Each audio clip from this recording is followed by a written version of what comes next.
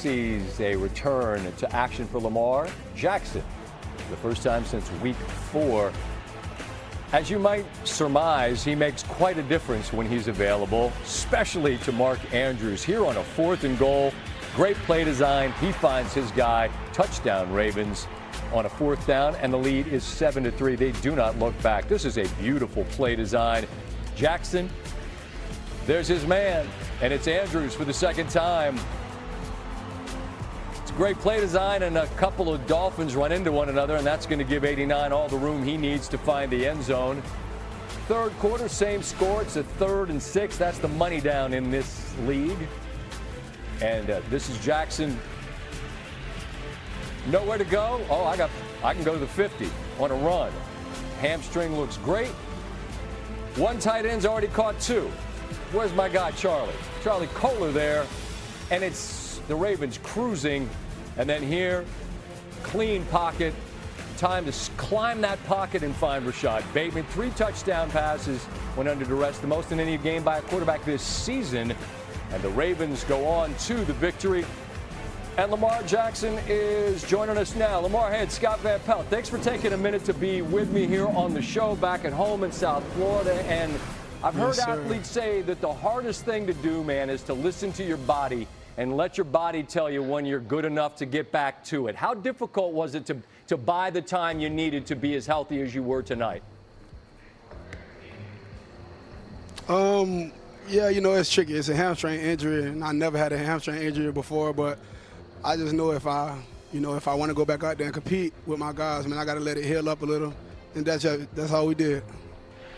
Your defense is getting healthier, too. Earlier, Damian Woody was with me, and, whether it's Kyle Hamilton or Queen or whomever, I mean, it's just everybody's looking different out there. Roquan, I beg your pardon. Guys just look different in terms of their level of health. Just across the board, how does your group feel as you guys look down the road at this next, say, 6-week stretch? We feel good. You know, like you said, we got everybody coming back healthy. We just got to stay dialed in. You know, I know what's ahead of us. Knowing it's do or die right now. Starting the season off extremely slow. We've never been in this situation, not since I've been here. But you know, we just got to lock in and keep doing what we're doing. On the show a few weeks ago, you guys are like 1-5, and I'm sitting right out here, and look, I say some dumb stuff, but I thought I was saying something smart. I said, I'm not quitting on the Ravens. They're going to get healthy, and they're going to come out of their bye, and they're going to be fine. What was the mood like up there in the castle, right? Because you guys are banged up, and you've never been in this spot. How organizationally do you guys just stay calm and know we're going to be okay in time? Just knowing where we are in the place of the LLC right now, you know, God just stayed dialed in, knowing, like I said before, do or die. God just didn't get complacent. You know, everybody in meetings locked in, go to the practice field, we locked in, treating everything like a game situation. And then so we can come out and perform on Thursdays like we did tonight, or Sundays, Mondays, whichever day it is. It's impossible, Lamar, for me not to think about that video back in the day where you put on the brakes at the goal line, right, and you just walk in, and it's high school. And I feel like there's times, even, at this level, even at this level, Lamar, there's times when you just make the game look so impossibly slowed down, like you're living in the Matrix. Just to be back out there with your guys tonight, just how do you describe the feeling of being able to be out there and to compete again and lead your guys to the victory? I felt awesome, man. No other place I'd rather be, just to be out there with my guys and performing, man. And shout out to the defense, offensive line, all the skill positions, special teams, because we got it done. Just got to keep going. All right. Well, I know you got your folks there, and back at home there. That's what I'm going to close with. Just that young man back in the day is now an MVP and playing at the very highest level. To be there, to be back where it all started. What is a night like that like? Man, it feel great. I just told the guys at the podium earlier, last time we played here, like 2021, we didn't play a good game. We lost against these guys. Some of the same guys on the defense. But this time we prevailed. We got the dub. And it's always good to come home and get a win. Yeah, and then you get that many buys, so maybe you hang out for a bit. I don't know, whatever your travels may take you, stay well, stay healthy. I appreciate you taking a minute to say hello and tell everybody up there in Baltimore I send my best, all right? Appreciate you, Mr. Scott. South Florida. He's thrown 18 touchdowns in 5 career games against the Dolphins, the second most touchdown passes by any quarterback in his first 5 against the team since 1950, trailing only George Blanda. That's back in the day. Damian Woody, so good to have him with us in studio on Thursday. And last year, you might remember, I just couldn't quit the Bengals. And this year at 1-5, I said Baltimore is a team I won't quit because I think they're going to be just fine.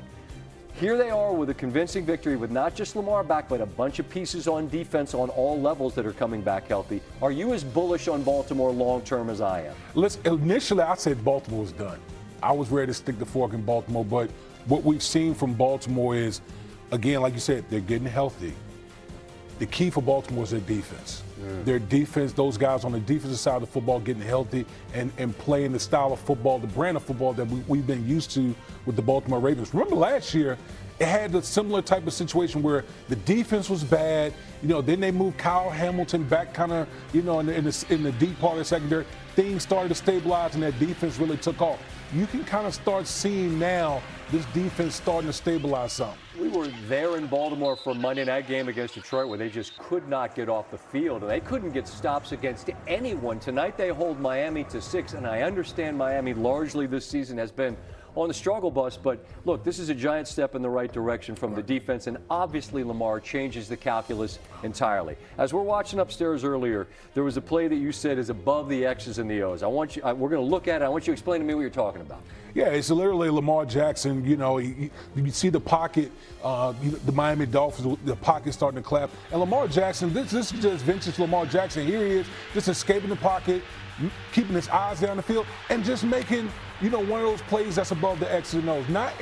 There's only a few quarterbacks that can go out here and do that type of play that Lamar Jackson just did right there. And it's the patience to know where the line of scrimmage is and to float on. I think that's where you see him evolve. We got to visit with Coach Harbaugh earlier this year in advance of Countdown, and he just talked about the IQ and the evolution of sort of his understanding of the game. And I think you saw it off schedule, ad-libbing, much like Patrick Mahomes the other night on Monday Night Football. Jackson, we get it. An MVP's going to make him better. That's right. On the other side of things for Miami, look, man, they beat Atlanta last week, and RC and I on Monday were like, hey, man, give them credit for a professional effort. Right. But tonight, man, there's just one mistake after another, and this has happened far too often, hasn't it, Damian? Yeah, I mean, this is what bad teams do, to be honest with you. Bad teams, they make bad plays, whether you're talking about 2 fumbles, you go for it on 4th down, deep in the, opposition territory, you jump off sides. Like, there's just so many plays that you can look at the Miami Dolphins and say, if they just played clean ball,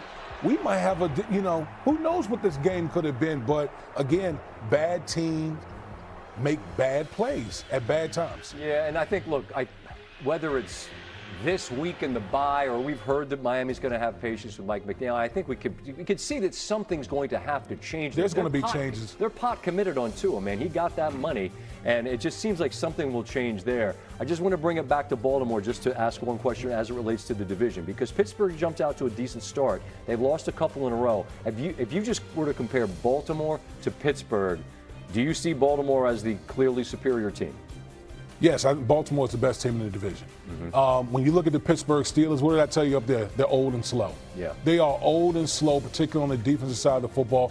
They spent more money on the defensive side of the football than any other team in the National Football League, and they can't stop a nosebleed right now. And so if you're looking at the Pittsburgh Steelers, you have a Steelers offense that is not really explosive and a defense that can't stop anyone. And Baltimore getting Lamar Jackson back, and this defense is starting to round into form.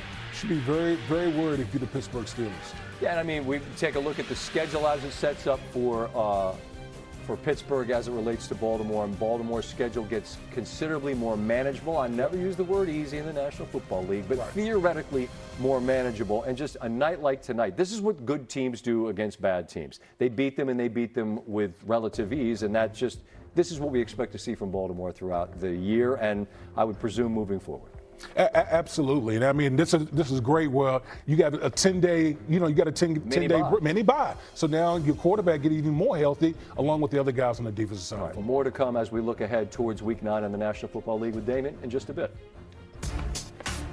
And this is what we were just talking about as it relates to the Ravens. And they look, before they even beat Chicago last week, I believe they were still favored at ESPN Bet Sportsbook to win the AFC North. And after the victory tonight and Pittsburgh struggling just a bit, now you have Baltimore as a minus 140